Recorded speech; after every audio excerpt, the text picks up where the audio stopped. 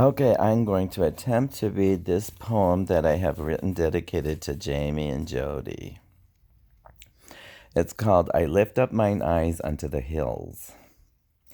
It happened yesterday quite by accident. One minute I was living safely under a rock, and then I loved a Christian.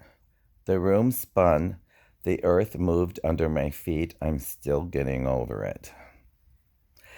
These border walls I've been building since I was 3.5. Hard hat miniature construction worker, tiny building block walls then. Now it's religious liberty and Christians and swastikas need bricks now, sturdy bricks.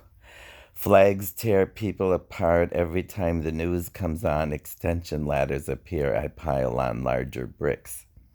But yesterday I loved a Christian, and the walls, the Jericho towers rendered huge earthquake cracks, began to tumble slowly, Hades and Gomorrah, 8 freezing hells fading breathless. Christians, what to do with these cult bastards? You can't crucify everybody. Remember the grand days, casts of thousands, those glorious empirical days, the ones that gave us the Colosseum amphitheater solutions to entertainment fatigue? Who are these strange Christians? Throw them to the lions. Excuse me. My dear friend says if you fall in love and get heartbroken, it's worth it if you get a good poem out of it. Think of the songs of praise, the lyrics. I used to love Jesus before that nasty breakup in Brazil. Don't worry, he got the house and the kids. I got this poem. The old rugged cross, and I come to the garden alone while the dew is still on the roses. Grandma's favorite songs. That's why I want to stay in the garden. Grandma is still in here somewhere, listening for the voice of God without hearing aids. She'll hear him in dewdrops that fade when dawn awakens the roses. I know there is a tree here. It became the mandala, the manuscript, all knowledge revealed, bibliographies, cautious explanations on silken scrolls under glass. Clear applications for all that tempting knowledge, wisdom, the burning of Alexandria's library, a world of culture burned at the stake by Roman faggots.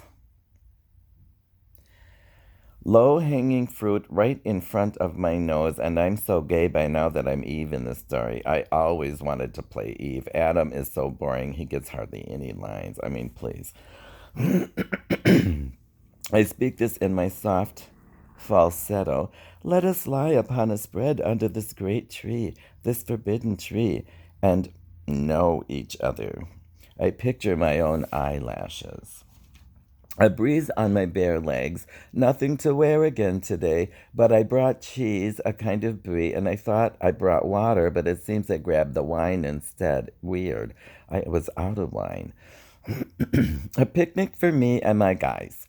Gandhi, Copernicus, Galileo, Alexander the Great. Ah, Alexander. He plays Adam today, to my Eve.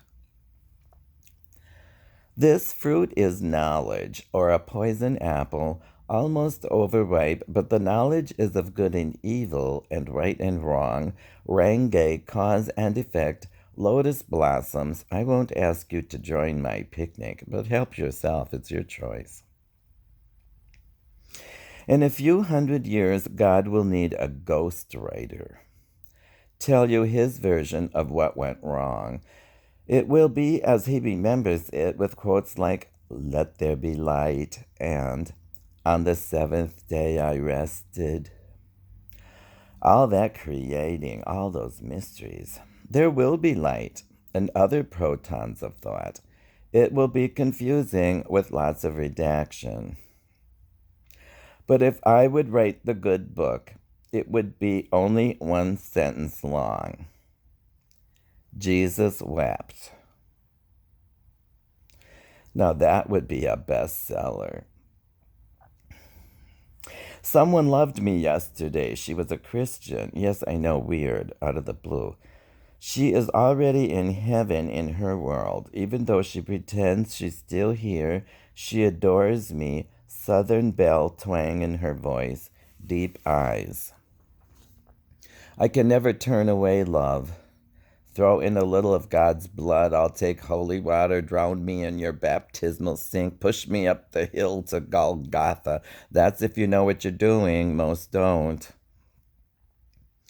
Maybe we should all meet at the top of the hill and give up our ghosts. Let us all meet in paradise around 10:30. I'll text you, 'cause I'm up for it.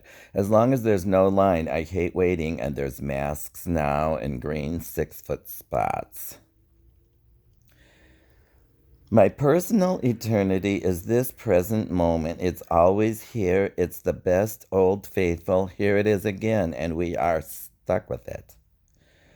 I don't need to look forward to big things like heaven, paradise, kindergarten. I need to see the dew on the roses and take long naps under any tree I choose.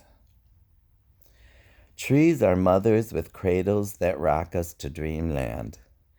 Dads are the thick limbs that keep us from falling into the pit if they're ever home long enough.